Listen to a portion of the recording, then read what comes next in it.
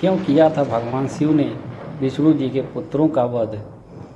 शिव पुराण में कथा मिलती है कि समुद्र मंथन के दौरान समुद्र से निकले अमृत को धारण करने के लिए देवताओं और दानवों के बीच भीषण युद्ध हुआ। इस पर विराम लगाने के लिए भगवान विष्णु मोहिनी का रूप रखकर पहुँचे।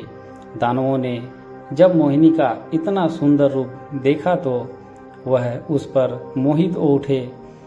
मोहिनी का रूप बनाए हुए भगवान विष्णु ने दानवों को छल से अमृत का पान करने से अंततः रोक ही लिया।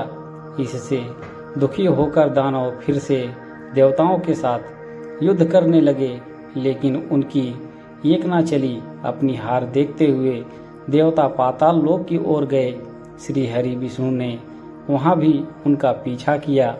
श्री हरि जब दानवों के पीछे पाताल लोक पहुँचे तो उन्होंने देखा कि उनकी कैद में कुछ अप्सराएं थी। वह सभी शिव भक्त थी। भगवान विष्णु ने उन्हें दानवों से मुक्त कराया। उनके अनुपम मनमोहक छवि को देखकर सभी अप्सराएं मोहित हो गई।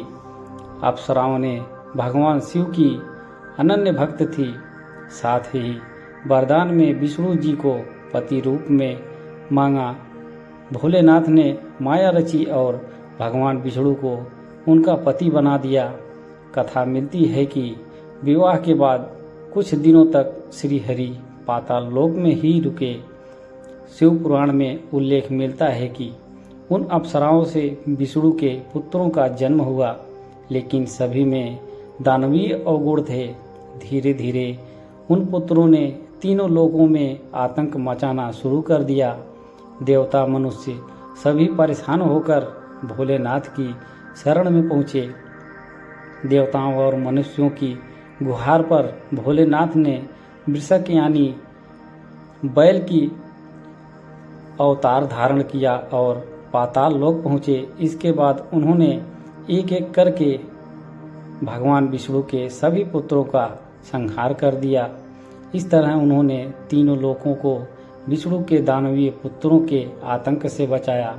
शिव पुराण में आगे कथा मिलती है कि जैसे ही भगवान विष्णु को वृषक द्वारा अपने पुत्रों के संहार की खबर मिली तो वह अत्यंत क्रोधित हुए।